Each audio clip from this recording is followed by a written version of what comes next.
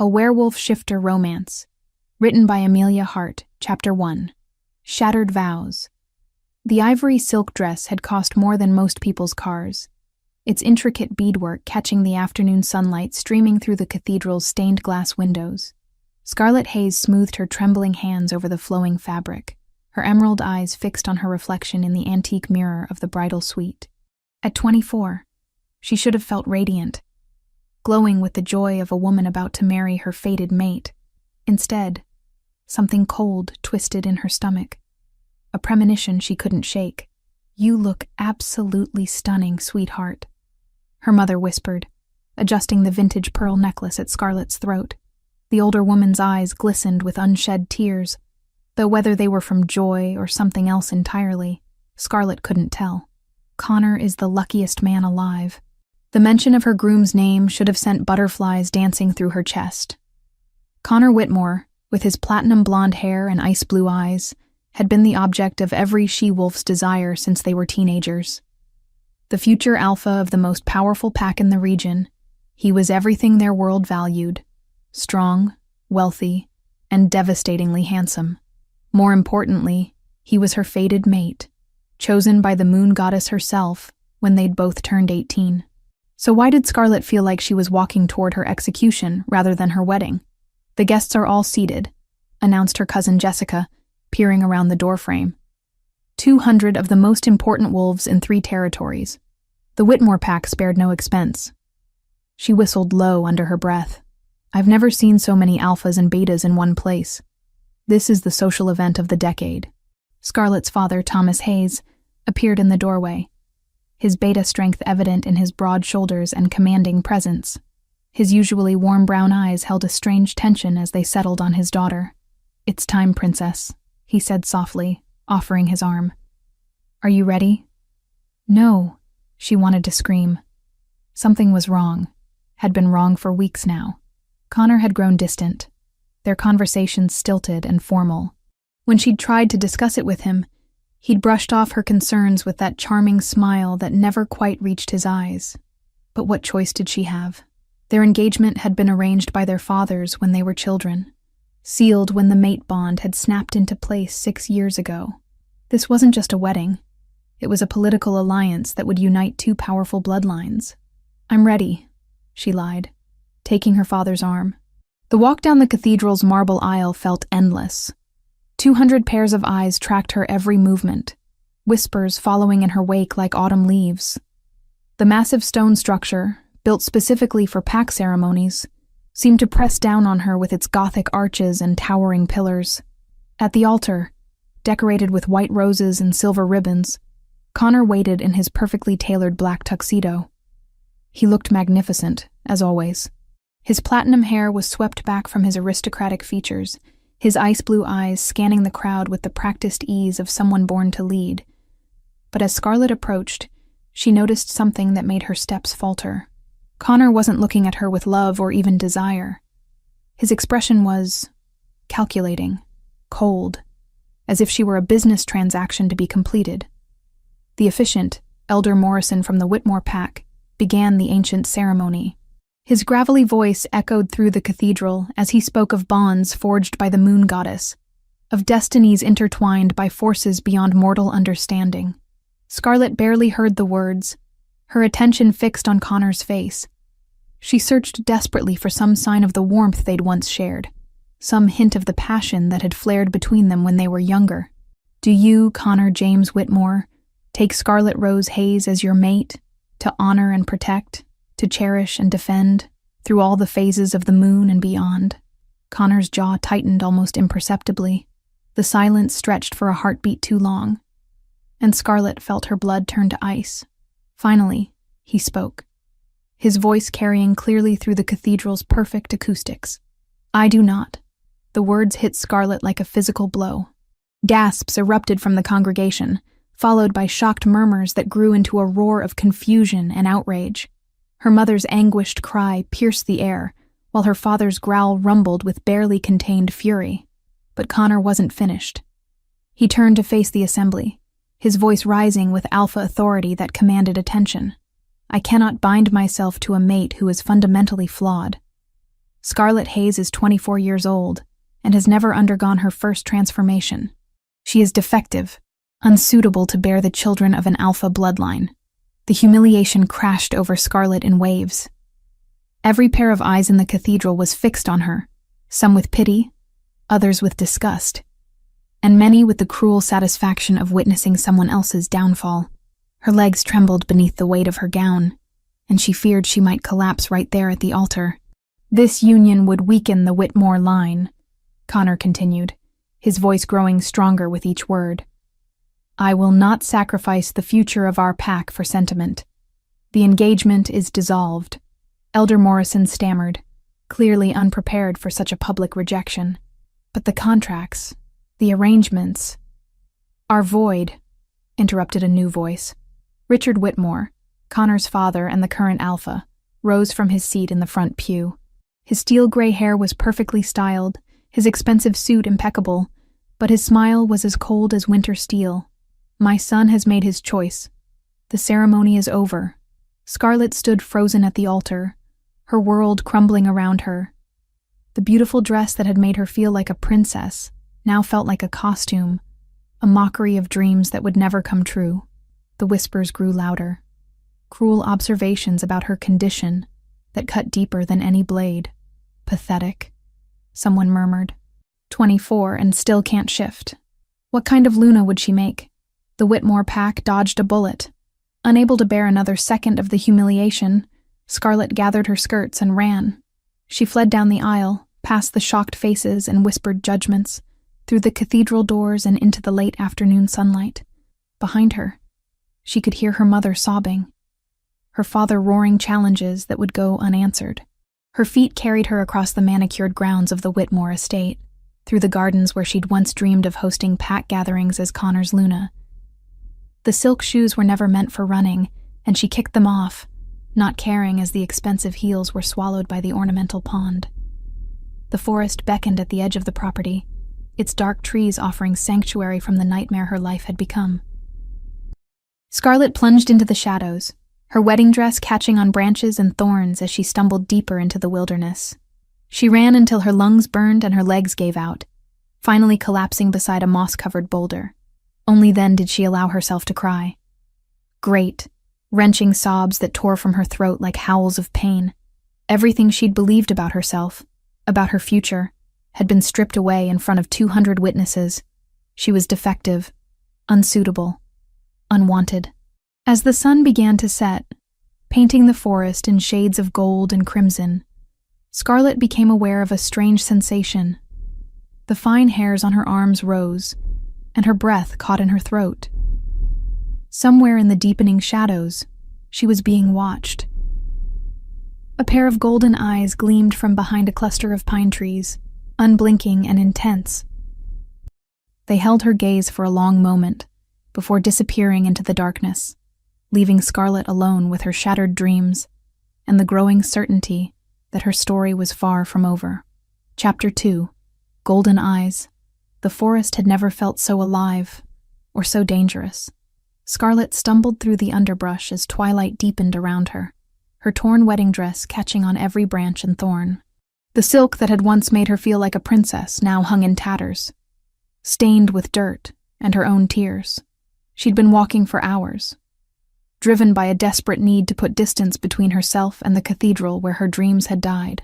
Her bare feet were cut and bleeding, but she barely noticed the pain. The physical discomfort was nothing compared to the agony in her chest, the hollow ache where her heart used to be. Connor's words echoed in her mind like a curse.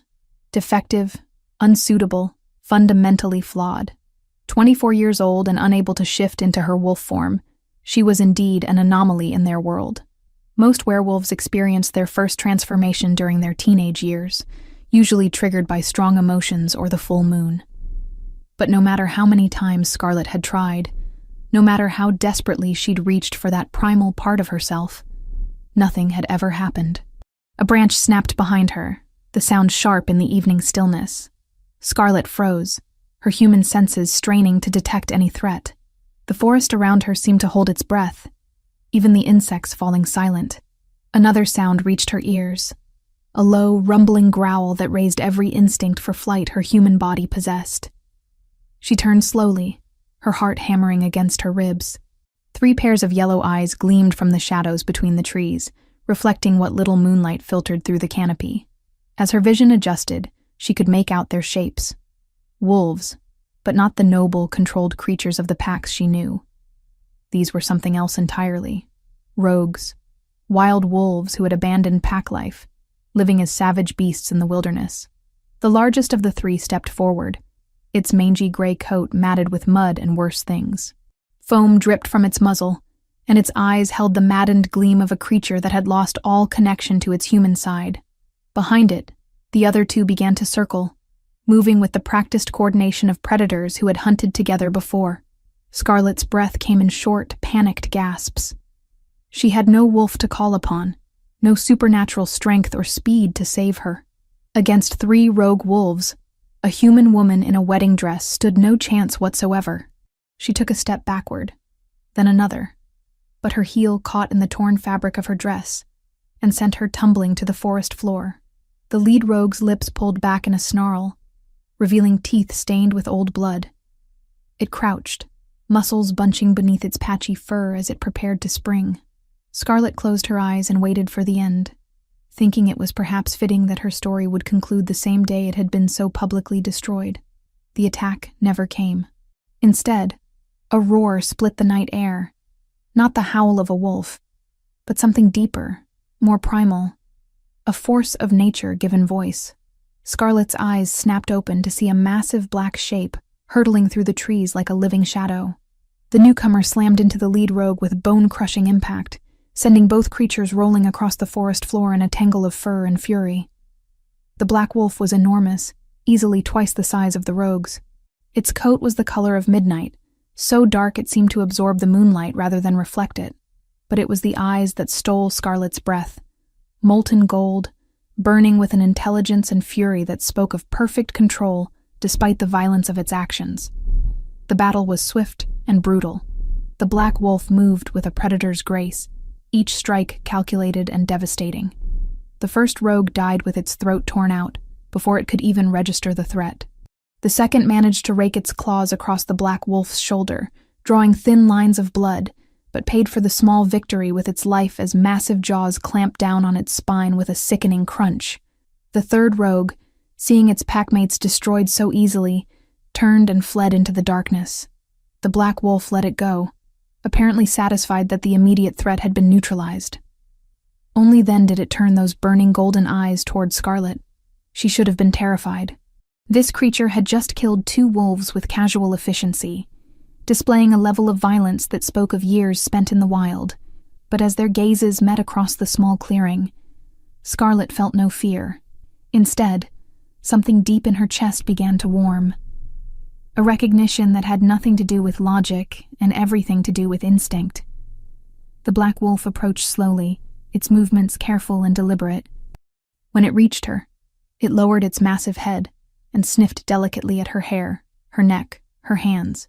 Its breath was warm against her skin, and she caught its scent. Pine and storm winds, wild freedom, and barely contained power. Without conscious thought, Scarlet reached out and buried her fingers in the wolf's thick fur. It was impossibly soft, like silk beneath her touch, and she felt the powerful muscles beneath shift and relax at her caress. A low rumble emanated from the creature's chest. Not a growl, but something closer to a purr of contentment. "Thank you," she whispered, her voice barely audible in the forest stillness. "I don't know why you helped me, but thank you." The wolf's golden eyes studied her face with an intensity that was almost human. For a moment, Scarlet had the strangest feeling that it understood every word she'd spoken, that behind those burning orbs was a mind as sharp and complex as any person's. Then, between one heartbeat and the next, the wolf began to change. The transformation was unlike anything Scarlet had ever witnessed. She'd seen pack members shift before, but it had always been a private thing, done away from human eyes. This was different, raw, primal, beautiful in its violence. Bones cracked and reformed, muscle flowed like water, and the midnight fur receded to reveal golden skin stretched over a frame that belonged in classical sculptures. When the change was complete, a man knelt where the wolf had been. He was tall, even in his crouched position, his shoulders broad and powerful. Dark hair fell across his forehead, partially obscuring features that were sharp and aristocratic, despite the wildness that clung to him like a second skin. But it was his eyes that made Scarlet's breath catch. The same molten gold as his wolf form, burning with intelligence and something that might have been recognition. He was completely naked, apparently unconcerned with modesty as he reached for a bundle of clothes hidden behind a nearby tree. As he dressed in dark jeans and a simple black shirt, Scarlet found herself staring, unable to look away from the play of muscles beneath his skin, or the way moonlight caught the silver scars that crossed his chest and arms like a map of old battles. "You're hurt," he said, his voice a deep rumble that seemed to resonate in her bones. His accent was refined, educated, at odds with his wild appearance. "Those cuts need attention." Scarlet glanced down at her feet, suddenly aware of the pain she'd been ignoring. Blood seeped from dozens of small gashes where thorns and stones had torn her skin. "It's nothing," she said automatically, the response drilled into her from years of trying to prove she wasn't as fragile as everyone believed. Golden eyes fixed on her with laser intensity. "It's not nothing. Infection is a real concern, especially in the wilderness." He straightened to his full height, and Scarlet realized he was easily 6.5 feet tall, his presence commanding despite his casual clothes. "My cabin isn't far. I have medical supplies." Every instinct screamed that she should be afraid. This man, this wolf, was dangerous in ways she couldn't even comprehend. He'd killed 2 rogues without hesitation, moved through the forest like he owned it, and there was something in his eyes that spoke of violence barely held in check. But Scarlet found herself nodding, drawn to him by forces she didn't understand. "What's your name?" she asked, as he led her deeper into the forest, his steps sure and confident in the darkness. "Gabriel," he replied without turning around. Gabriel Storm. The surname sent a chill down Scarlet's spine. She knew that name, had heard it whispered in pack circles for years. The Storm Pack had been one of the most powerful in the region until 5 years ago, when their alpha had been stripped of his title and banished for crimes no one would speak of openly. If this was that same Gabriel Storm, then she was following a dangerous rogue into the wilderness, and no one would ever find her body. But as they walked through the moonlit forest, with Gabriel moving like a ghost ahead of her, and the memory of his wolf's protective fury fresh in her mind, Scarlet found she didn't care. Her old life was over, destroyed in front of 200 witnesses. Perhaps it was time to discover what lay beyond the safety and suffocation of pack society. Behind them, hidden in the shadows they'd left behind, golden eyes watched their retreating forms with satisfaction before melting back into the darkness. Chapter 3. Hidden Truths. Gabriel's cabin emerged from the forest, like something out of a fairy tale, its log walls weathered silver by years of mountain storms. Warm light spilled from the windows, casting golden rectangles across a small clearing where wildflowers grew in untamed profusion. It was nothing like the grand estates Scarlet was accustomed to, but there was something deeply appealing about its rustic simplicity. "It's not much," Gabriel said, seeming to read her thoughts as he pushed open the heavy wooden door. "But it's secure and well-stocked." The interior was surprisingly spacious, with high ceilings supported by massive timber beams. A stone fireplace dominated one wall, its hearth crackling with a fire that Gabriel must have banked before leaving. Handmade furniture filled the space. A leather sofa, a dining table crafted from a single massive slab of wood, bookshelves lined with volumes on everything from military strategy to ancient poetry. It was the home of a man who valued substance over style, function over flash. "Sit," Gabriel commanded, gesturing toward the sofa as he disappeared into what appeared to be a bathroom. He returned moments later with a first aid kit and a basin of warm water, kneeling before her with the same fluid grace he'd displayed in wolf form. Scarlet tried not to flinch as his hands closed around her ankle, lifting her foot to examine the damage. His touch was gentle despite the calluses that spoke of hard manual labor, his fingers tracing the cuts with professional precision. "You're lucky," he murmured, reaching for antiseptic. Nothing too deep, but these need to be cleaned properly. Are you a doctor? She asked, watching as he worked with practiced efficiency. The antiseptic stung, but his touch was so gentle she barely noticed the pain. Field medic, Gabriel replied without looking up. Military, before everything went to hell. There was a bitter edge to his voice that made Scarlet wonder what exactly had happened to destroy his pack and send him into exile. Gabriel Storm, she said carefully, testing the name on her tongue. I know that name. Everyone in the territory knows that name. His hands stilled for just a moment before resuming their work. I imagine they do. Though I doubt you've heard the truth of what happened 5 years ago. Then tell me the truth. Golden eyes met hers, and Scarlet saw pain there. Old agony that had never fully healed. The truth is that I refused to follow orders that would have resulted in the deaths of innocent people. Children, specifically. And for that, I was branded a traitor and stripped of everything I'd ever known. Scarlet's breath caught. In their world, an alpha's word was law. To disobey was unthinkable, punishable by exile or death. But there was something in Gabriel's voice. A conviction that spoke of moral certainty rather than rebellious pride. What kind of orders? She pressed. Gabriel finished bandaging her feet before answering, his movements careful and deliberate. Richard Whitmore wanted to expand his territory. My land bordered his, and he made an offer that was more threat than negotiation. When I refused to sell, he decided to take it by force. His plan involved attacking during the harvest festival, when families would be gathered together. Men, women, children. It wouldn't have mattered to him. The blood drained from Scarlet's face. Richard Whitmore, Connor's father, the man who had orchestrated tonight's humiliation. She'd always known he was ruthless in business, but this spoke of a cruelty that went beyond mere ambition. I gathered evidence of his plan and took it to the Council of Alphas, Gabriel continued, rising to his feet and moving to the fireplace. I thought they'd stop him, hold him accountable. Instead, they chose to believe his version of events, that I was planning to attack his pack unprovoked. By the time the hearing was over, I was the villain and he was the victim. But surely your pack would have stood by you. Gabriel's laugh was harsh and bitter.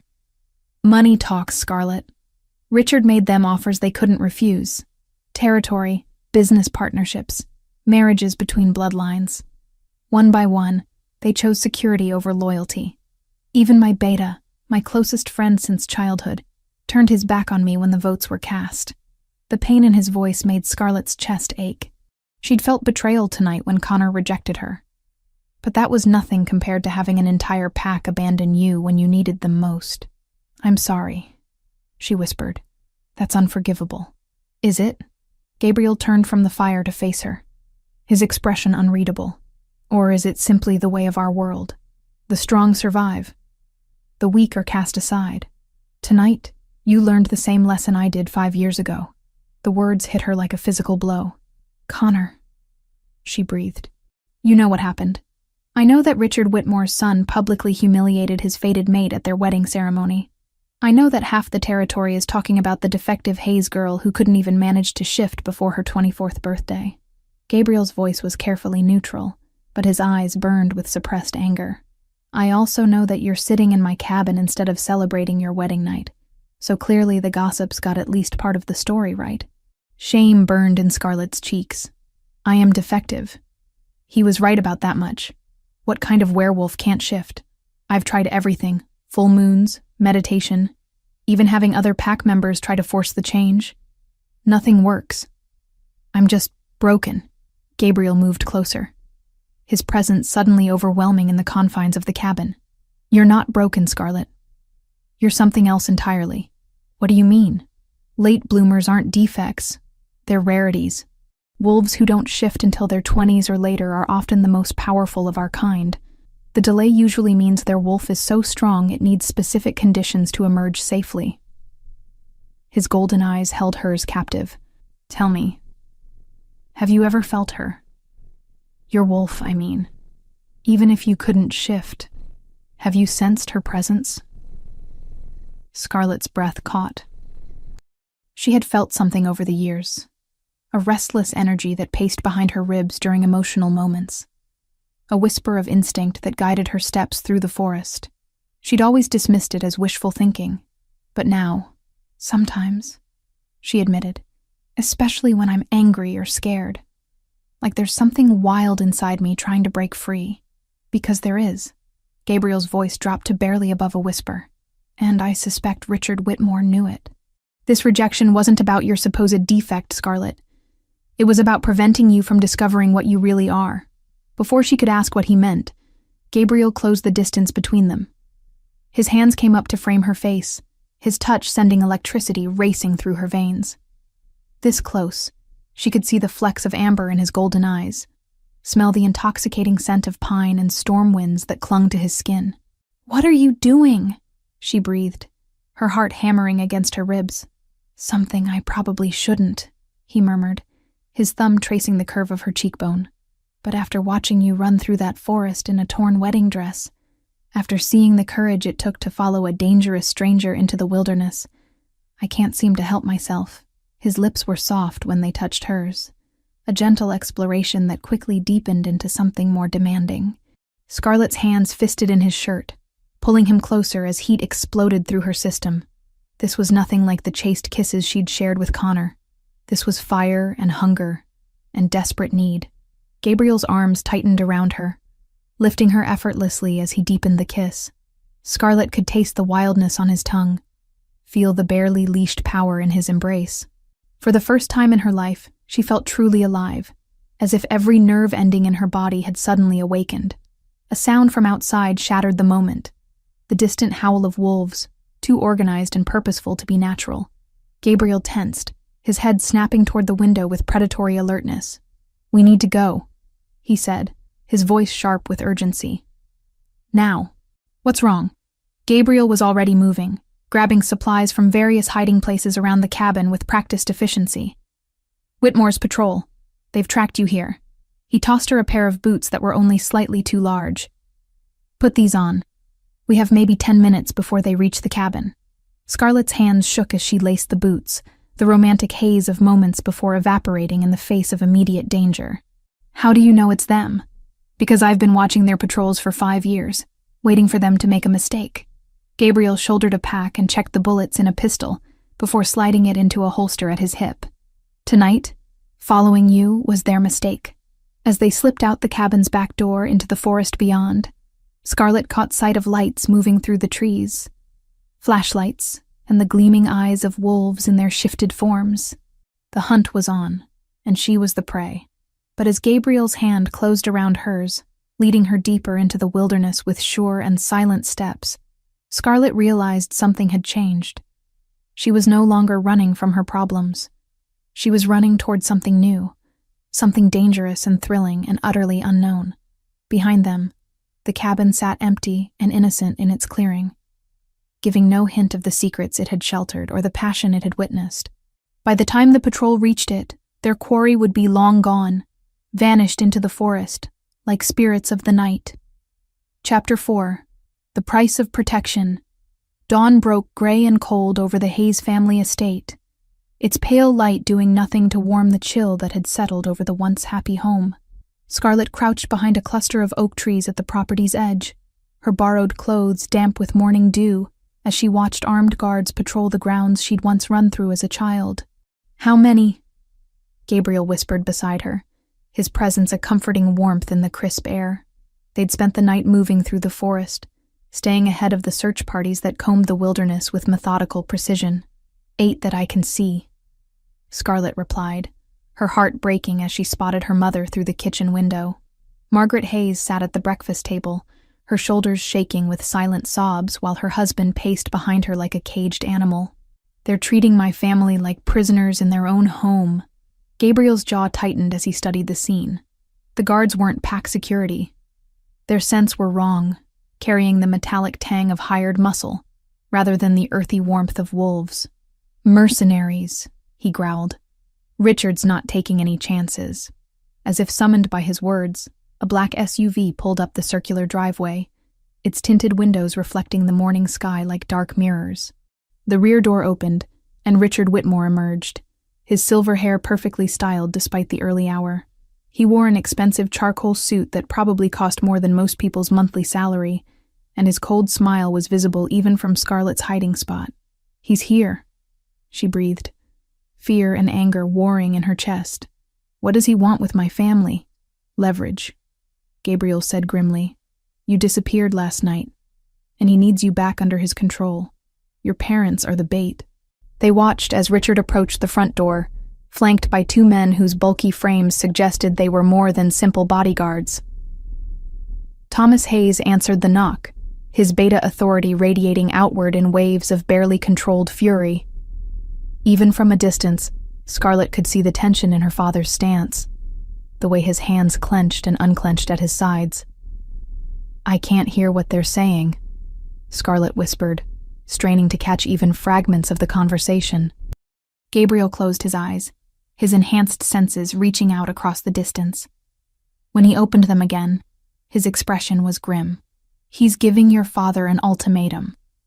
Return you to the pack within 24 hours, or lose everything. Their home, their business, their standing in the community. He's also threatening to have them charged as accessories to your kidnapping if they don't cooperate." "Kidnapping?" Scarlett's voice rose in outrage before Gabriel's hand over her mouth silenced her. "Shh," he murmured against her ear. "Sound carries further than you think." The conversation at the front door was brief, but heated. Richard's gestures were sharp and commanding, while her father's posture grew more rigid with each passing moment. Finally, the Alpha turned and walked back to his vehicle, but not before posting additional guards around the property's perimeter. "We have to help them," Scarlett said, as the SUV disappeared down the driveway. "This is my fault. If you hadn't run, you'd be locked in a cell somewhere, while Richard decided what to do with you," Gabriel interrupted. "Don't you understand? This was never about your supposed inability to shift. This is about something much more dangerous." "Then explain it to me," she demanded. "Stop speaking in riddles and tell me what's going on." Gabriel was quiet for a long moment, his golden eyes scanning the tree line for threats. Finally, he spoke, his voice low and urgent. "Have you ever wondered why your transformation has been delayed? Why you're the only wolf in your bloodline who hasn't shifted by their 18th birthday?" "Because I'm broken," Scarlett replied automatically, the words bitter on her tongue. "Because you're a silver wolf," Gabriel said, the words falling between them like a bombshell. Scarlett stared at him in shock. Silver wolves were legends, stories told around pack fires to entertain children. Supposedly they appeared once every few generations, wolves whose fur gleamed like moonlight and whose power dwarfed even the strongest alphas. But they were myths, weren't they? "That's impossible," she whispered. "Silver wolves are just stories that Richard Whitmore has been researching for years," Gabriel countered. "Why do you think he was so eager to arrange your engagement to his son? It wasn't for love or even political alliance. It was for control. A silver wolf under his command would make him unstoppable." The implications hit Scarlett like a physical blow. "You're saying he knew? All these years he knew what I was and was planning to use you," Gabriel finished. "Silver wolves are incredibly rare, but they're also incredibly powerful. In the right hands, they can influence other wolves, heal mortal injuries, even command entire packs. But they have to be claimed first, bonded to an alpha who can channel their abilities." "Connor," Scarlett breathed. "He was supposed to claim you, yes. But something went wrong with Richard's plan. Maybe Connor got cold feet. Or maybe you were showing signs of awakening too early. Either way, the public rejection was damage control. Better to humiliate you than risk you discovering your true nature." A commotion near the house drew their attention. Several guards were dragging someone from the servants' entrance, a young woman with dark hair and terrified eyes. Scarlett recognized her immediately. "Sarah," she gasped. Sarah Martinez had been her closest friend since childhood, the daughter of the Hayes family's housekeeper. "They're taking Sarah." Gabriel caught her arm as she started to rise. "It's a trap. They're counting on you to make an emotional decision." But Scarlett was already moving, her body acting on instincts she didn't fully understand. Heat built in her chest, spreading outward through her limbs like liquid fire. The sensation was familiar but stronger than ever before. The presence she'd always felt stirring behind her ribs was suddenly wide awake and furious. "Let her go," Scarlet shouted, emerging from the tree line with reckless abandon. The guards spun toward her voice, their hands moving to weapons, but they weren't fast enough. The transformation hit her like a lightning strike. One moment she was running across the lawn in human form, the next she was something else entirely. Silver fur rippled across her body as bones cracked and reformed with supernatural speed. The pain was exquisite and terrible, but underneath it was a joy so profound it brought tears to her wolf's eyes. She was magnificent. Even Gabriel, who had seen many transformations in his lifetime, could only stare in awe as Scarlet's wolf form emerged from the painful chrysalis of change. Her fur was indeed silver, shining like captured moonlight, and she was larger than any female wolf he'd ever encountered. But it was her eyes that truly marked her as something special. They glowed with an inner light that seemed to pierce straight through to the soul. The guards barely had time to scream before she was among them. Silver fur became a blur of motion as she moved with speed that defied physics. The men who had been manhandling Sarah found themselves flat on their backs, staring up at a creature from their worst nightmares. But Scarlet's wolf showed remarkable restraint. Her attacks were precise, designed to incapacitate rather than kill. Gabriel shifted and joined the fray, his midnight black form a perfect complement to her silver radiance. Together, they moved like a force of nature, driving back the mercenaries with coordinated strikes that spoke of an impossible synchronization. It was over in minutes. The guards lay unconscious on the lawn, while Sarah cowered behind an ornamental fountain, her eyes wide with terror and wonder. The front door burst open, and Scarlet's parents emerged, their faces cycling through shock, fear, and finally overwhelming relief. "Scarlet?" Thomas Hayes whispered, staring at the magnificent silver wolf that had been his daughter moments before. The wolf padded toward him slowly, her glowing eyes gentle now that the threat had passed. When she nuzzled against his outstretched hand, Thomas let out a sob that seemed to come from the depths of his soul. "My beautiful girl," he whispered, running his fingers through fur that felt like spun starlight. "You're incredible." Margaret Hayes joined them, tears streaming down her face as she embraced her daughter's wolf form. "We always knew you were special, sweetheart. We just didn't know how special." Gabriel shifted back to human form, quickly pulling on the spare clothes he carried in his pack. "This changes everything," he said, his voice tight with urgency. "Richard will have felt that transformation from miles away. Every alpha in 3 territories will know a silver wolf has awakened." As if to prove his point, howls began echoing across the landscape, not the wild calls of rogues, but the organized communications of pack wolves mobilizing for hunt. The sound came from multiple directions, growing closer with each passing moment. "They're surrounding us," Thomas said, his beta instincts reading the tactical situation with grim accuracy. Scarlet shifted back to human form, the transformation easier this time, but leaving her exhausted. Gabriel was beside her instantly, wrapping his jacket around her naked form as she swayed on unsteady legs. "We have maybe 10 minutes before they close the net," he said. "After that, we're trapped." "Then we don't wait," Scarlet replied, steel entering her voice. For the first time in her life, she felt truly powerful, truly in control of her destiny. "We take the fight to them." Gabriel's eyes widened.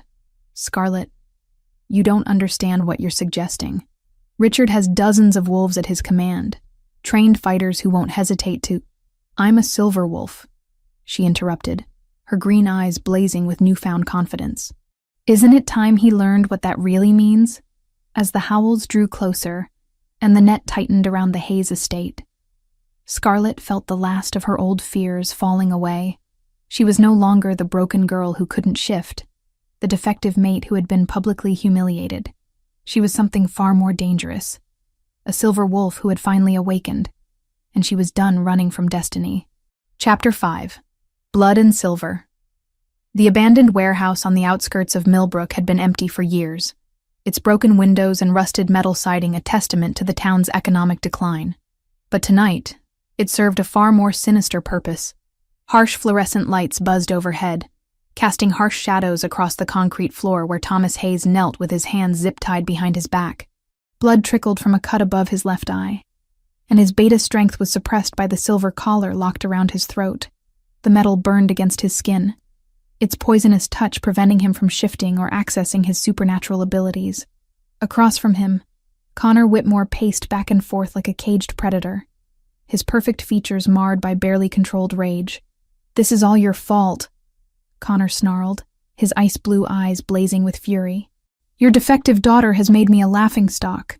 Do you have any idea what it's like to be pitied by wolves who should be bowing to me?" Thomas lifted his head with dignity, despite his circumstances. "Scarlet is worth 10 of you, boy." "She always has been." The backhand sent Thomas sprawling, fresh blood spattering the concrete. Connor flexed his fingers, savoring the violence as he crouched beside his captive. Defiant to the end, "I suppose I shouldn't expect anything less from the father of a freak." "She's not a freak," Thomas spat, struggling back to his knees. "She's more powerful than you'll ever be, and deep down you know it. That's why you rejected her, because you were afraid." Connor's laugh was cold and brittle. Afraid? Of that pathetic creature who couldn't even shift? Please. But his voice carried an edge of uncertainty that hadn't been there before. Word of Scarlet's transformation had spread through the supernatural community like wildfire, and the implications were staggering. "She shifted," Thomas said, reading the doubt in the younger man's eyes. "Right there on our front lawn, in front of a dozen witnesses. Silver fur, glowing eyes, power that made the very air tremble. Tell me, Connor, when was the last time your transformation inspired awe instead of just fear?" The second blow was harder than the first, splitting Thomas's lip and sending him crashing into a support pillar. Connor stood over him, breathing heavily as he fought to maintain control. "It doesn't matter what she is now. By dawn, she'll be dead, and this embarrassment will be over." "You think Gabriel Storm will let that happen?" Thomas asked, wiping blood from his mouth with his bound hands. "You're not dealing with some lovesick puppy anymore, boy. You're facing an alpha who's spent 5 years planning his revenge." Connor's face went pale at the mention of Gabriel's name. The exiled alpha's reputation had grown in the wilderness, stories spreading of a wolf who could kill a dozen rogues single-handedly, who moved through the forest like a ghost and struck without warning. Having him as an enemy was bad enough. Having him as Scarlet's protector was a nightmare scenario. "That's why we're here," Connor said, trying to regain his composure. "They'll come for you, and when they do, we'll be ready. 12 of my best fighters, armed with silver weapons and tranquilizer darts. Your precious daughter's power won't save her from a sniper's bullet." As if summoned by his words, one of the guards posted at the warehouse entrance spoke into his radio. "Movement in the tree line, sir. 2 figures approaching from the north." Connor's pulse quickened as he moved to the bank of monitors that showed feeds from cameras hidden around the building's perimeter. Sure enough, 2 shapes were visible in the green glow of night vision. A man and a woman moving with predatory grace through the shadows. Gabriel and Scarlet. Even through the grainy security footage, there was no mistaking the fluid way they moved, the perfect synchronization of their steps. They weren't stumbling into a trap. They were hunting, and Connor suddenly felt like prey. "Remember the plan," he barked into his radio. "The female is the priority target. I want her alive if possible, but don't hesitate to put her down if she shifts. The male is expendable." The response crackled back from multiple positions around the warehouse. "Copy that, sir. All units in position." But Gabriel and Scarlet had no intention of walking into the trap blind. They'd spent 2 hours circling the building, mapping guard positions, and identifying weaknesses in the defensive perimeter. Gabriel's military training combined with Scarlet's newly awakened instincts created a formidable tactical team. 6 snipers on the rooftops, Gabriel whispered, his enhanced vision picking out the telltale glint of rifle scopes. 4 more guards at ground level, plus however many are inside with your father. Scarlet nodded, her silver eyes glowing faintly in the darkness. Since her transformation, her senses had sharpened dramatically. She could smell her father's blood on the wind, hear his heartbeat despite the warehouse walls between them. More importantly, she could sense the fear radiating from Connor and his men. They were scared of her, and that fear would be their downfall. "I can take the snipers," she said, her voice carrying new confidence. My wolf form is fast enough to reach them before they can get a clear shot. And the guards inside? A smile played at the corners of her mouth, and Gabriel felt a chill run down his spine. There was something different about Scarlet now, something that spoke of power awakening and old restraints falling away. Leave them to me. The attack began at exactly midnight. Scarlet's transformation was swift and silent, silver fur rippling across her form as she became something out of legend. She moved like liquid moonlight, scaling the warehouse's exterior wall with impossible grace. The first sniper never saw her coming. One moment he was scanning the tree line through his scope. The next he was unconscious, his weapon clattering to the roof below. Gabriel struck simultaneously, his own shift flowing like water as midnight black fur replaced human skin. He moved through the ground-level guards like a force of nature, using non-lethal force, but displaying a level of skill that left no doubt about his lethality. Within minutes, half of Connor's defensive force was neutralized. Inside the warehouse, Connor watched his carefully laid trap disintegrate on the security monitors. "How are they moving so fast?" he demanded, his voice cracking with panic. "Those are trained soldiers out there, because they're not fighting soldiers," Thomas said from his position on the floor, pride evident in his voice despite his injuries. "They're fighting legends." The warehouse's main door exploded inward with a sound like thunder. Scarlet stood in the opening, her human form backlit by the moon, her silver hair seeming to glow with inner light. She wore dark tactical gear that Gabriel had procured from his hidden caches, and her green eyes burned with righteous fury. "Let him go," she said, her voice carrying an authority that made every wolf in the building instinctively want to submit. This was the power of a silver wolf in full command of her abilities. A presence so overwhelming that even trained fighters struggled to maintain their composure. Connor rallied his remaining men with desperate commands. "Take her down! All units, converge on the main floor!"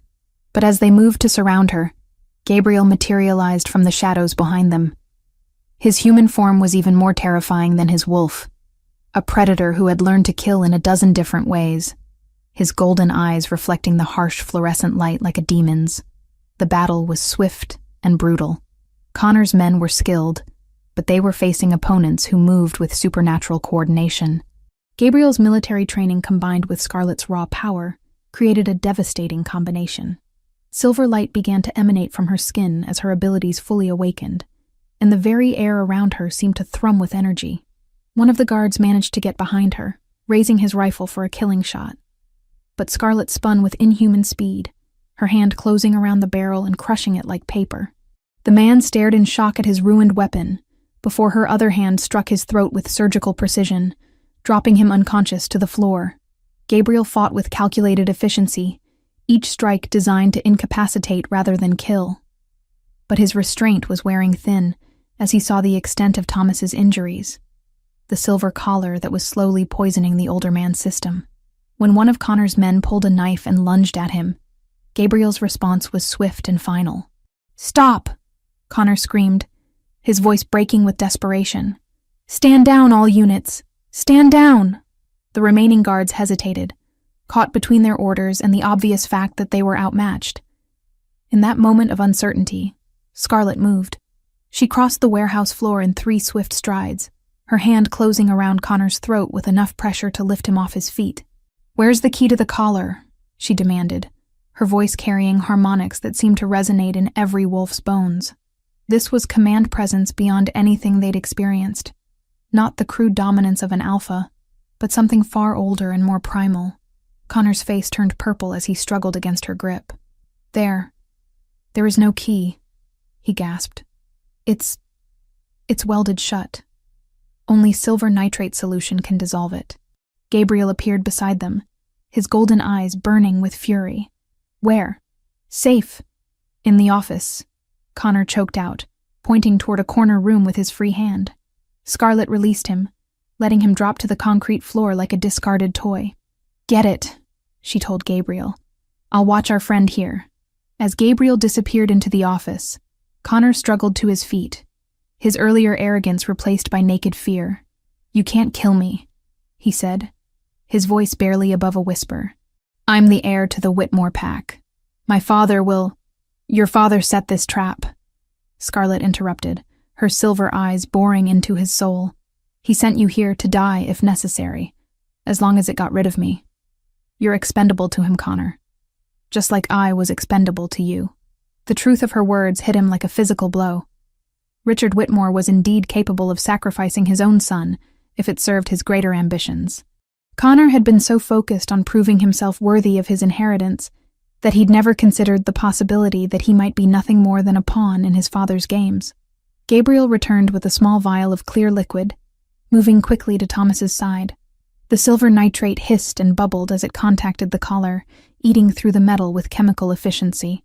Within moments, the collar fell away, and color began returning to Thomas's face as his natural healing abilities kicked in. "Thank you," Thomas whispered, his voice hoarse from the collar's effects. "Both of you." Scarlett knelt beside her father, her hands glowing with soft silver light as she channeled healing energy into his injuries. The cuts closed, the bruises faded, and the burn marks from the collar vanished like they'd never existed. It was a display of power that left even Gabriel speechless. "How did you learn to do that?" he asked, wonder evident in his voice.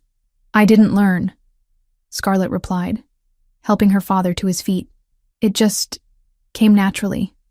Like my wolf was always there, waiting for me to stop being afraid of what I could become." Connor watched the healing with growing horror, finally understanding what he'd given up when he rejected her at the altar. A silver wolf's power was beyond anything he'd imagined, and he'd thrown it away for pride and prejudice. "What now?" Thomas asked, testing his restored strength. Scarlett turned toward Connor, her expression thoughtful. "Now we end this. Your father has been pulling strings from the shadows long enough. It's time to drag him into the light." Gabriel's smile was sharp and predatory. "I know exactly how to do that. Richard Whitmore has one weakness: his reputation. If we expose what he's really done, the other packs will turn on him." As they prepared to leave the warehouse, leaving Connor's unconscious men behind, Scarlett felt the last piece of her old self fall away. She was no longer the broken girl who couldn't shift, no longer the rejected mate who ran from her problems. She was a silver wolf who had found her strength, and she was ready to use it. Chapter 6. The Ancient Circle. The old arena had been carved from living stone centuries ago, its circular walls rising from the forest floor like the bones of some ancient giant. Carved runes spiraled around the fighting pit, their meanings lost to all but the eldest pack historians. This was where disputes between alphas had been settled for generations, where honor duels were fought according to laws older than memory. Scarlett stood at the arena's edge, her silver hair catching moonlight, as she stared down into the pit where her fate would be decided. 3 hours had passed since they'd escaped the warehouse. 3 hours of frantic preparation, as word spread through the supernatural community. The challenge had been issued and accepted. Gabriel Storm versus Connor Whitmore, with the winner claiming the right to Scarlett's hand, according to ancient pack law. "This is insane," she muttered for the 10th time, her hands clenched into fists at her sides. "I'm not some prize to be won in combat." Gabriel stood beside her, his face a mask of controlled determination. He'd stripped down to simple black pants, his scarred torso gleaming in the moonlight like polished bronze. "The challenge is the only way to end this legally. If I defeat Connor in formal combat, Richard can't retaliate without breaking laws that predate his pack by centuries. And if you lose?" Golden eyes met hers, burning with fierce certainty. "I won't." Around them, representatives from a dozen packs filled the stone seats that ringed the arena. This wasn't just a duel. It was a political event that would reshape the power structure of the entire region. Alphas who rarely left their territories had come to witness the spectacle, drawn by rumors of the Silver Wolf and the exiled alpha who had claimed her. Richard Whitmore sat in the place of honor, his silver hair perfectly styled despite the late hour. He wore an expensive suit that somehow managed to look formal even in the wilderness setting, and his cold smile never wavered as he surveyed the crowd. Beside him, Connor paced like a caged animal, his perfect features twisted with anxiety and barely controlled rage. The younger Whitmore had undergone his own transformation in the hours since the warehouse. Gone was the pampered heir who had publicly humiliated his bride. In his place stood a fighter who had trained for this moment his entire life. His muscles had been honed by the best trainers money could buy. his reflexes sharpened by years of combat instruction. But there was fear in his ice-blue eyes, the recognition that he was facing an opponent whose reputation had grown to legendary proportions. Elder Morrison, the same official who had presided over the disastrous wedding ceremony, stood at the arena's center with an ancient tome in his weathered hands. His voice carried clearly in the still night air as he recited the formal challenge. By the laws of our ancestors, by the bonds that tie pack to pack and wolf to wolf, we gather to witness trial by combat. Connor James Whitmore, heir to the Whitmore pack, challenges the right of Gabriel Storm to claim Scarlet Hayes as his mate. The challenged has accepted. Let the moon goddess judge who is worthy. A murmur ran through the assembled crowd as Scarlet stepped forward, her voice ringing with newfound authority. I object to these proceedings. Elder Morrison blinked in surprise.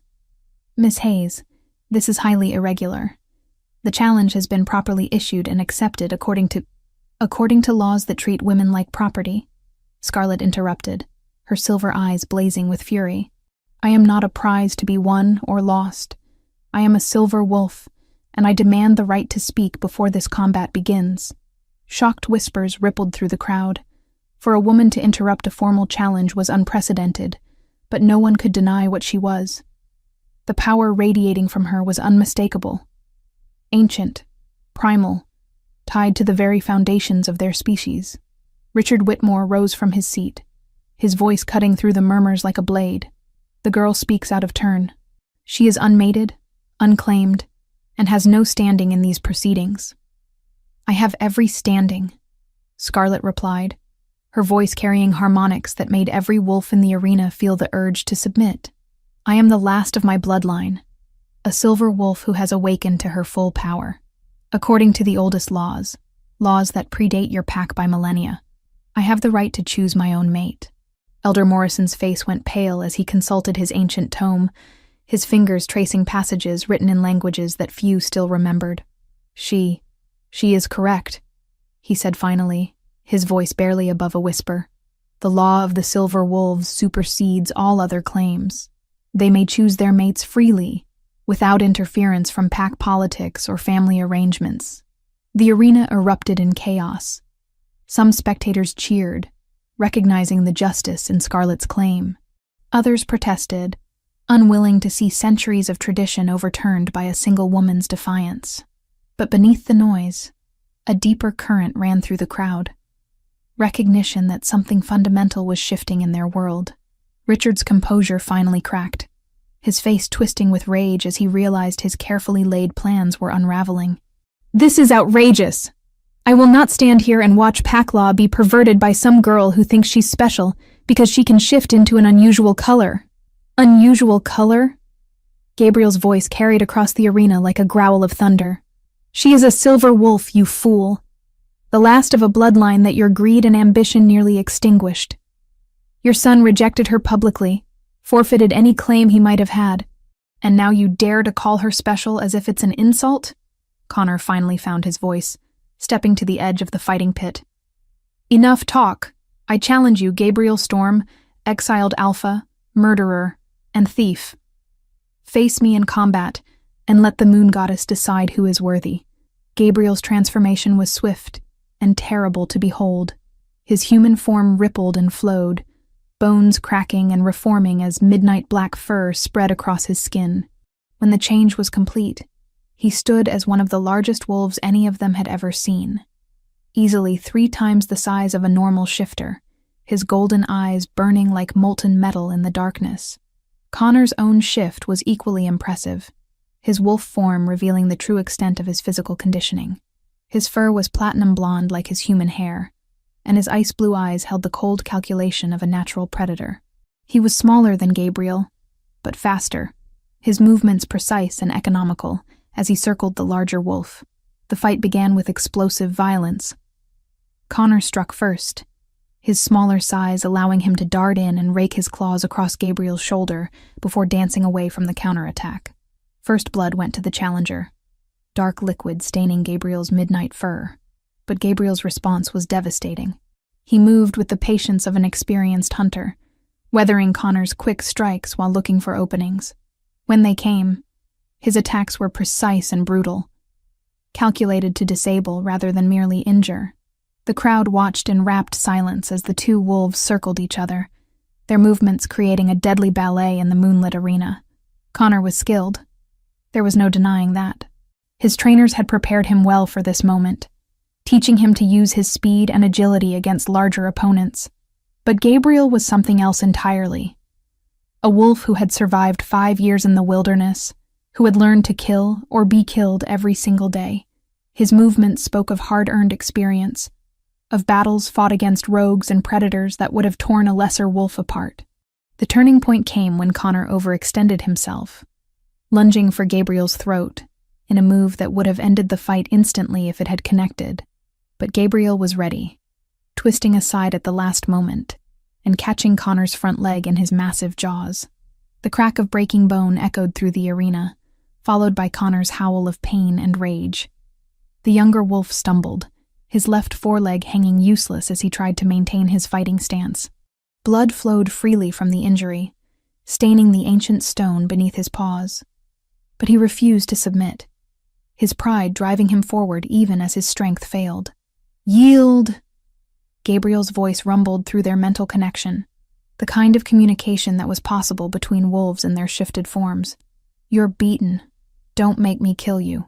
"Never," Connor snarled back, his ice-blue eyes blazing with defiance. "I'd rather die than lose to an exile." From the stands, Richard Whitmore watched his son's defeat with growing desperation. This wasn't how things were supposed to go. Connor was meant to win, to reclaim the family honor and secure the Silver Wolf's power for the Whitmore pack. But it was clear that his son was outmatched, that defeat was inevitable. That's when he made the choice that would damn him forever. The sniper rifle had been positioned hours earlier, hidden in the forest beyond the arena's walls. One of Richard's most trusted operatives lay behind it, his finger on the trigger as he waited for the signal. When it came, a subtle hand gesture from the Whitmore Alpha, the assassin didn't hesitate. The silver bullet was designed to kill even the strongest werewolf, its metal blessed by pack shamans and inscribed with runes of binding. It flew true, aimed directly at Gabriel's heart as he stood over his defeated opponent. But Scarlett's newly awakened senses detected the threat a split second before impact. Without conscious thought, she shifted and leaped into the arena, her silver form blazing like a fallen star as she intercepted the deadly projectile. The bullet struck her in the side, silver fire exploding through her nervous system as the blessed metal burned like acid in her flesh. She collapsed to the stone floor, her wolf form convulsing as the poison spread through her system. Gabriel's roar of rage shattered the night, a sound of pure fury that sent every wolf in the arena cowering in instinctive terror. He abandoned his defeated opponent and rushed to Scarlett's side, his massive form shielding her as she struggled to maintain consciousness. "Treachery!" Elder Morrison's voice cracked with outrage as he realized what had happened. "This combat was conducted under the ancient laws. Interference is forbidden." But Richard had already revealed his hand. More figures emerged from the forest, mercenaries armed with silver weapons, their faces hidden behind tactical masks. They moved with military precision, surrounding the arena as their alpha rose from his seat. "The laws are what I say they are," Richard declared, his mask of civility finally falling away to reveal the monster beneath. "I am the strongest alpha in 3 territories, and strength makes right. The girl will come with me, and anyone who objects will share the exile's fate." Gabriel shifted back to human form, cradling Scarlett's injured wolf body against his chest. Silver light flickered weakly around her form, as her natural healing abilities fought against the blessed metal in her system. "You've made a mistake, Richard," Gabriel said quietly, his voice carrying a deadly promise. "You've just declared war on every pack that believes in honor and justice. Do you really think they'll stand by and watch you pervert the ancient laws?" As if to prove his point, several of the alpha spectators rose from their seats, their own power beginning to manifest as they realized the implications of what they'd witnessed. This wasn't just about Scarlett anymore. It was about the fundamental principles that held their society together. The old ways were dying, killed by Richard Whitmore's greed and ambition. But from their ashes, something new was being born. A future where silver wolves chose their own destinies. and love proved stronger than fear. Chapter 7. The Reckoning. The sacred arena had become a battlefield, ancient stones stained with blood as chaos erupted in the moonlit clearing. Richard Whitmore's mercenaries advanced with military precision, their silver weapons gleaming like deadly stars as they closed the net around the assembled pack leaders. But they had underestimated the fury of alphas who had just witnessed the desecration of their most sacred laws. Gabriel knelt in the center of the arena, cradling Scarlet's wounded wolf form against his bare chest as silver light flickered weakly around her injuries. The blessed bullet had lodged deep in her side, its poisonous metal burning through her supernatural healing like acid. Her breathing was shallow, labored, and her silver fur was stained dark with blood. "Stay with me," he whispered, his voice breaking with desperation. "You're stronger than this. You're a silver wolf. This can't be how your story ends." Alpha Marcus Kane of the Northern Territory was the first to shift, his massive brown wolf leaping from the stone seats with a roar that shattered the night. His pack had been allies of the Storm bloodline for generations, and he would not stand by while honor was trampled underfoot. Within seconds, half a dozen other alphas joined him, their forms ranging from silver gray to deep russet as they threw themselves at Richard's forces. The mercenaries opened fire, their specialized weapons spitting silver bullets designed to kill even the strongest werewolves. But they were fighting legends now. Alphas whose power had been forged over decades of leadership, whose fury at this betrayal burned hotter than molten steel. Alpha Sarah Cross of the Eastern Packs moved like liquid death, her white wolf form ghosting between the gunmen as she struck with surgical precision. Each attack was calculated to disable rather than kill, but her mercy came at a cost. More silver bullets found their mark, and supernatural blood began to stain the ancient stones. "This is madness," Elder Morrison cried, clutching his sacred tome as violence erupted around him. "The arena is consecrated ground. Fighting here will curse us all." But Richard Whitmore was beyond caring about curses or sacred laws. His master plan was crumbling before his eyes, and desperation had driven him to abandon all pretense of honor. "Kill them all," he snarled into his radio. "Leave no witnesses to this night." Connor struggled to his feet in his human form, his broken arm hanging useless at his side as he watched his father's true nature finally revealed. All his life, he'd believed in the righteousness of the Whitmore cause, convinced that his family's dominance was justified by their strength and intelligence.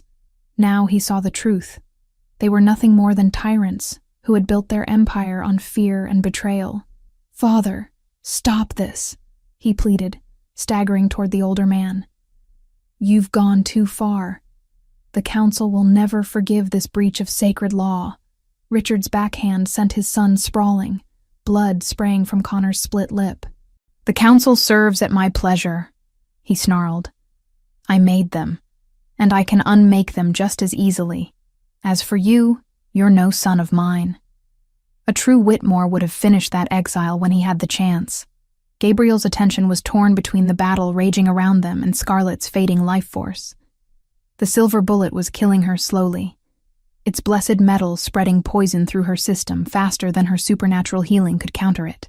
He needed to extract it, but doing so would require tools and time he didn't have. That's when Thomas Hayes appeared at his side, the older man's beta instincts driving him to protect his daughter, despite the chaos surrounding them. In his hands was a military field surgery kit, its instruments gleaming in the moonlight. "I was a combat medic before I became a beta," Thomas said, his voice steady despite the circumstances. "I can get that bullet out, but I'll need you to hold her still." Gabriel nodded grimly, his hands gentle but firm, as he restrained Scarlet's convulsing form. The silver light around her injuries was growing fainter with each passing moment, her body's natural defenses overwhelmed by the blessed metal's toxicity. Thomas worked with practiced efficiency, his hand steady as he probed the entry site with silver-coated forceps. The metal sizzled against the instruments, sending up wisps of acrid smoke that burned their nostrils. But slowly, carefully, he began to extract the deadly projectile. Around them, the battle had turned into a massacre. Richard's mercenaries were skilled and well-equipped, but they were facing opponents whose supernatural abilities defied conventional tactics. Alpha Kane's pack had arrived in force, dozens of wolves streaming from the forest to join the fight. The odds were shifting, but the cost in blood was staggering. "Got it," Thomas breathed, holding up the extracted bullet with his forceps. The blessed silver was still glowing with malevolent energy, its surface inscribed with runes that hurt to look at directly. "But she's lost too much blood. I don't know if her healing will be enough to—" His words were cut off as silver light suddenly blazed from Scarlet's form, so bright it cast sharp shadows across the arena floor. Her wolf body began to shift and change, fur receding as bones cracked and reformed. But this wasn't her normal transformation. This was something else entirely, something that spoke of power beyond mortal understanding. When the light faded, Scarlet knelt on the blood-stained stone in her human form, completely healed. But she was changed. Her silver hair now held streaks of pure white, and her green eyes had taken on an otherworldly luminescence. Most striking of all was the intricate pattern of silver marks that spiraled across her skin like living tattoos, pulsing with their own inner light. "The awakening," Elder Morrison whispered, his ancient voice filled with awe and terror. "The old texts spoke of it, but I never believed.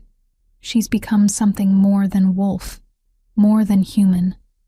She's touched the very essence of our species." Gabriel stared at her in wonder, barely daring to breathe as she rose to her feet with fluid grace. The woman he'd fallen in love with was still there, but she was also something else now, a bridge between the mortal world and the primal forces that had given birth to their kind. "Enough," Scarlet said, her voice carrying harmonics that seemed to resonate in every wolf's bones. The word rolled across the battlefield like thunder, and incredibly, the fighting began to slow as combatants turned to stare at her transformed figure. Richard Whitmore felt the change immediately, his alpha dominance wavering in the face of something far older and more powerful than pack politics. But desperation drove him forward, his silver-plated claws extending as he lunged toward the transformed woman who had become the center of his obsession. "If I can't have you," he snarled, "then no one can." He never reached her. Gabriel's transformation was instantaneous, his wolf form materializing in a burst of midnight fur and golden fire. But this wasn't the same creature that had fought Connor in the arena. This was something primal, touched by Scarlet's awakening power, and elevated beyond normal limitations. He stood easily 8 feet tall at the shoulder, his form wreathed in shadows that seemed to bend reality around them. The collision between Richard and Gabriel was like the meeting of natural disasters. They rolled across the arena floor in a tangle of claws and fangs, their roars shaking dust from the ancient stone walls. But the outcome was never in doubt. Richard's artificial enhancements were no match for power that had been blessed by the moon goddess herself. When it was over, Richard Whitmore lay broken on the arena floor, his chest rising and falling in labored gasps as his life ebbed away. Gabriel stood over him in his human form once more, his golden eyes cold with judgment. "You brought this on yourself," Gabriel said quietly.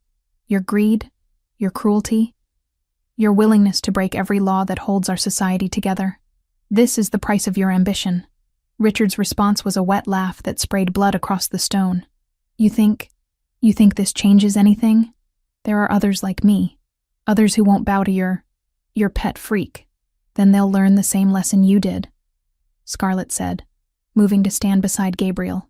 Her transformed appearance was breathtaking and terrible, beauty elevated to a level that hurt to look at directly.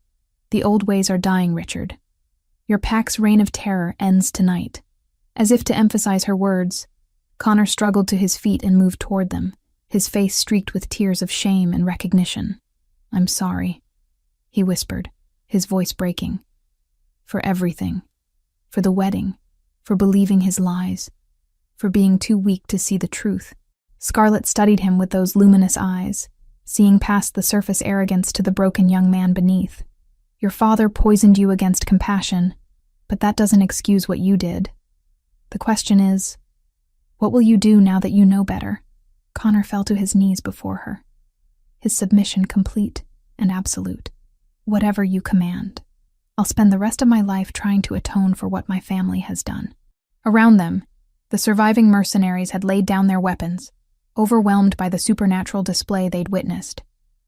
The Alpha Pack leaders gathered in a loose circle, their eyes bright with a mixture of awe and calculation. as they processed the implications of what had just occurred. "The Whitmore pack is finished," Alpha Kane said, his voice carrying clearly in the sudden silence. "Their territory will be redistributed among the loyal packs, and their surviving members will need to find new allegiances. What about him?" Alpha Cross asked, nodding toward Connor's kneeling form. Gabriel looked to Scarlet, recognizing that this decision was ultimately hers to make. She studied Connor for a long moment, her transformed senses reading the genuine remorse and self-loathing that radiated from his broken form. "Exile," she said finally. "Not the comfortable exile his father would have given me, but true banishment. Let him learn what it means to survive on his own, to build something from nothing. If he can prove that he's learned from this night, perhaps there will be a place for him in the new order we're building."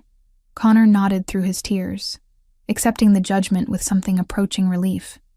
He'd expected death, and exile, even harsh exile, offered the possibility of redemption. As dawn broke over the ancient arena, painting the blood-stained stones in shades of gold and crimson, a new era began for the werewolf packs of the region. The old hierarchies had crumbled, the corrupt systems that had enabled Richard's tyranny swept away by the awakening of a power that predated them all.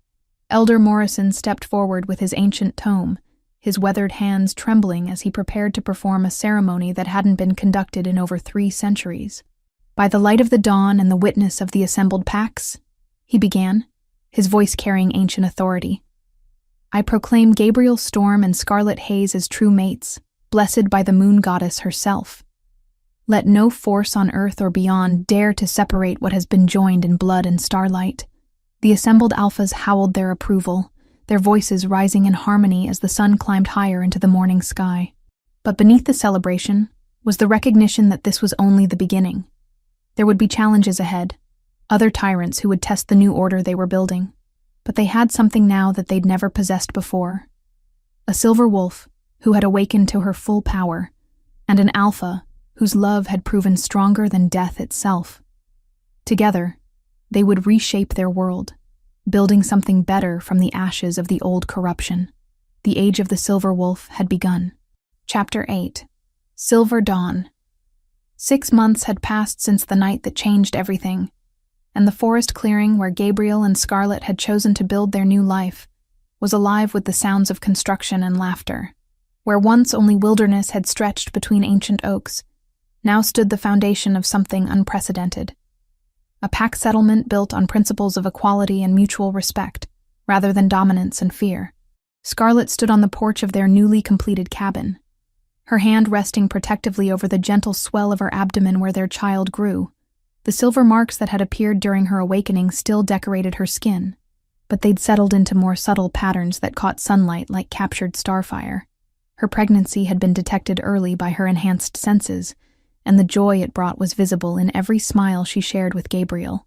"The delegation from the Northern Territory arrived this morning," Thomas Hayes called out as he approached, his beta authority now serving in an advisory capacity rather than enforcement. Since Richard Whitmore's downfall, the political landscape had shifted dramatically, with several smaller packs requesting integration into Gabriel's growing alliance. "Good," Scarlet replied, watching as Gabriel directed the construction of a new community center designed to host interpack gatherings. His natural leadership had drawn followers from across 3 territories, wolves who were tired of the old ways and hungry for change. Are they bringing their families, or is this still just exploratory? "Full integration," Thomas said with satisfaction. "Alpha Kane says they're ready to commit to our model permanently. That brings our numbers to over 200 adults plus children." The growth had been remarkable, and sometimes overwhelming. Word of the Silver Wolf's awakening had spread throughout the supernatural community, drawing not just werewolves, but other shapeshifters who sought refuge from territories controlled by tyrants, like Richard had been. Gabriel's military background had proven invaluable in organizing the influx of refugees and new citizens. Sarah Martinez appeared from the direction of the medical center, her face glowing with excitement as she carried a tablet displaying ultrasound images. She'd trained as a nurse practitioner after the events at the arena, driven by a desire to serve the growing community in a meaningful way. "The latest scans look perfect," she announced, her voice bright with professional pride. "The baby is developing exactly as expected, and the silver markings suggest they'll be incredibly powerful when they mature." Scarlet smiled, her hand tracing the patterns that had become visible on her skin during the pregnancy. The child she carried would be the firstborn to a fully awakened silver wolf in over 3 centuries. And the implications were staggering. Early indicators suggested abilities that would surpass even her own remarkable gifts. "Any word from Connor?" Gabriel asked as he joined them, his clothes dusty from overseeing the construction work. The exiled Whitmore heir had been heard from sporadically over the past months, his reports arriving through intermediaries as he struggled to survive on his own in the wilderness. "He's made contact with a rogue pack in the Canadian territories," Thomas replied, consulting his notes. "Apparently he's been helping them establish better defensive positions against hunters. It seems exile has taught him things his privileged upbringing never could." Gabriel nodded approvingly. They'd all agreed that Connor deserved a chance at redemption, but it had to be earned through genuine service rather than empty gestures. The reports suggested he was finally learning what it meant to put others before himself. Elder Morrison approached through the afternoon sunlight, his ancient frame more robust than it had been in years. Serving as spiritual advisor to the new pack had given him renewed purpose, and his knowledge of the old laws had proven invaluable in establishing their unique governance structure. "The ceremony preparations are complete," he announced, gesturing toward the sacred grove where they'd constructed a permanent altar for pack rituals. "The visiting alphas are eager to witness the formal establishment of your territory. Tonight would mark the official founding of the Storm Moon Pack, the first werewolf community in recorded history to be governed jointly by an alpha and his silver wolf mate. Traditional pack structures placed all authority in the hands of a single leader, but Gabriel and Scarlet had pioneered a system of shared leadership that emphasized consultation and consensus. "Are you ready for this?" Gabriel asked quietly, his golden eyes searching her face for any signs of doubt. They'd discussed the challenges ahead many times. There would always be those who opposed change, who preferred the simplicity of the old hierarchies. "I'm ready," Scarlet replied, her voice carrying the quiet confidence that had replaced her old uncertainties. "We've built something beautiful here, Gabriel, something worth protecting." As evening approached, representatives from dozens of packs gathered in the sacred grove. Many were old allies who had stood with them during the confrontation with Richard Whitmore, but others were newer supporters drawn by stories of the equitable community they'd created. Even some former Whitmore pack members had requested integration, seeking absolution for their previous loyalty to a corrupt system. The ceremony began as the sun touched the horizon, painting the sky in shades of gold and crimson that seemed to bless the proceedings with divine approval. Elder Morrison stood before the ancient altar, his weathered hands holding the sacred artifacts that would formalize their territorial claim. "We gathered tonight to witness something unprecedented," he began, his voice carrying clearly through the assembled crowd. "The founding of a pack that honors both the strength of the alpha and the wisdom of the silver wolf, where leadership serves the people rather than the other way around." Gabriel and Scarlet stepped forward together, their hands intertwined as they faced the representatives of the supernatural world. She wore a dress of flowing silver that seemed to capture and reflect moonlight, while he was dressed in the formal black that befitted an alpha accepting responsibility for his people's welfare. "Do you, Gabriel Storm, accept the burden of leadership not as privilege, but as service, promising to protect and guide your pack with wisdom and courage?" Elder Morrison asked, his ritual words carrying weight accumulated over centuries. "I do," Gabriel replied, his voice strong and certain. "I swear by the moon goddess to serve my pack with honor, to protect the innocent, and to ensure that power is used for the good of all rather than the few." The elder turned to Scarlet, his ancient eyes bright with approval. "Do you, Scarlet Haze Storm, accept the role of Silver Moon, to temper strength with compassion and guide your people toward a brighter future?" "I do," Scarlet answered, her silver-marked skin beginning to glow with inner light. "I swear to use my gifts not for personal gain, but for the welfare of our community, to be a voice for the voiceless, and a shield for the vulnerable." As they spoke their vows, the assembled pack members began to howl their approval, not the harsh cries of dominance traditional to such ceremonies, but harmonious songs of joy and hope. The sound rose through the forest canopy toward the stars, carrying their promises to the very foundations of the natural world. Elder Morrison raised an ornate chalice, filled with consecrated wine, its silver surface inscribed with runes that seemed to move in the flickering torchlight. By moon and star, by earth and sky, I pronounce you joint leaders of the Storm Moon Pack. May your reign be long and prosperous, and may your children carry on the legacy of justice you established tonight.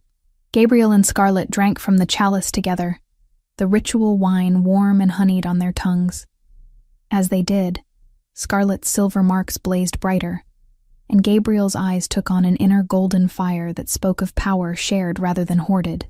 The celebration that followed lasted until dawn, with music and dancing that drew participants from across the supernatural spectrum. But for Gabriel and Scarlet, the most meaningful moments came in quiet conversations with pack members who spoke of dreams finally within reach, of children who would grow up without fear of tyrannical leaders.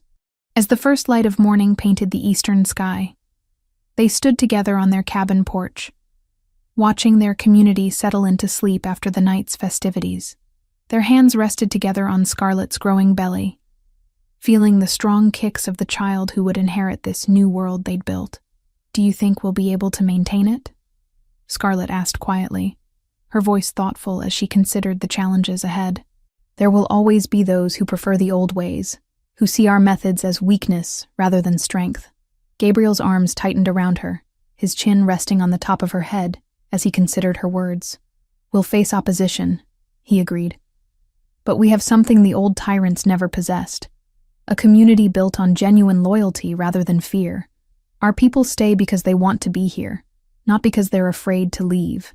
A soft cry from the direction of the nursery drew their attention. One of the pack's newest additions, a werewolf infant whose parents had been killed by hunters before finding sanctuary in their territory. Sarah Martinez emerged from the building, cradling the child with practiced ease as she sang a gentle lullaby. "Look at that," Scarlet murmured, her voice filled with wonder. 6 months ago, we were running for our lives through the forest. Now we're providing sanctuary for orphans and refugees from across the continent. That's what happens when you choose love over fear," Gabriel replied, pressing a gentle kiss to her temple. "It spreads like wildfire, touching lives you never even knew existed." As the sun climbed higher, bringing warmth to their peaceful valley, more sounds of waking life began to emerge from the various buildings scattered throughout their territory. Children's laughter mixed with the calls of adults beginning their daily routines, creating a symphony of normalcy that would have been impossible under the old systems. Alpha Marcus Kane approached their porch, his weathered face bright with satisfaction as he carried a stack of reports from the various allied territories. "The integration numbers are beyond our most optimistic projections," he announced. "Word of what you've built here is spreading, and we're receiving requests for alliance from packs as far away as the Pacific Northwest.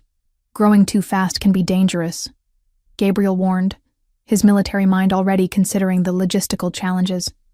"We need to ensure our systems can handle the expansion without losing the principles that make us different. That's why we have you," Scarlet said with a smile, her hand squeezing his affectionately. "Your strategic mind balanced with my intuitive understanding of what people need. Together, we can handle whatever comes." As they discussed expansion plans and integration protocols, a familiar figure emerged from the forest path, Connor Whitmore, but changed almost beyond recognition. Gone was the pampered heir who had rejected her at the altar. In his place stood a man hardened by months of survival in the wilderness, his ice-blue eyes bright with genuine humility. "Connor," Gabriel said, rising to his feet with cautious welcome. "We didn't expect you back so soon." The former Whitmore heir stopped at the base of their porch steps, his posture respectful but not servile. "I've learned what I needed to learn," he said simply. "About survival, about service, about what it means to earn rather than inherit respect. I'm here to ask if there's a place for me in what you're building." Scarlet studied him with her enhanced senses, reading the genuine change in his emotional signature. The arrogance and entitlement that had once defined him were gone, replaced by hard-won wisdom and authentic remorse. "There's always room for redemption," she said finally. "But it has to be earned every single day. Are you prepared for that?" Connor nodded, his expression solemn. I know I can never undo the harm I caused you, or the pain my family brought to so many others. But I want to spend whatever years I have left trying to build something better." Gabriel exchanged a look with Scarlet, reading agreement in her luminous eyes. "There's a construction crew working on housing for refugees from the Eastern Territories," he said. "Hard physical labor, no special treatment, and you'll start at the bottom. Are you willing?" "Grateful for the opportunity," Connor replied. And for the first time since they'd known him, his words carried genuine sincerity. As the morning progressed, and their community fully awakened to another day of building and growth, Scarlet reflected on the journey that had brought them to this moment. From the humiliation of a rejected wedding to the triumph of establishing something unprecedented in their world. It seemed impossible that so much could have changed in such a short time, but that was the nature of transformation, she realized. It came not in gradual increments, but in explosive moments of change that reshaped everything in their wake.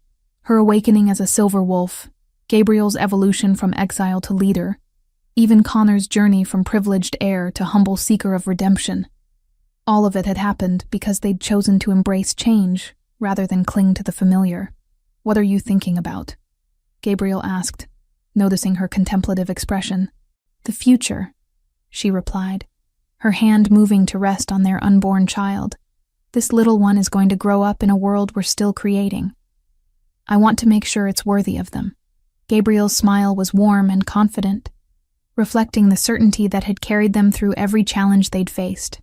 "With you as their mother and the community we're building as their foundation, they'll have every opportunity to become something amazing." As afternoon shadows began to lengthen across their peaceful valley, Scarlet felt a deep sense of contentment settle over her like a warm blanket.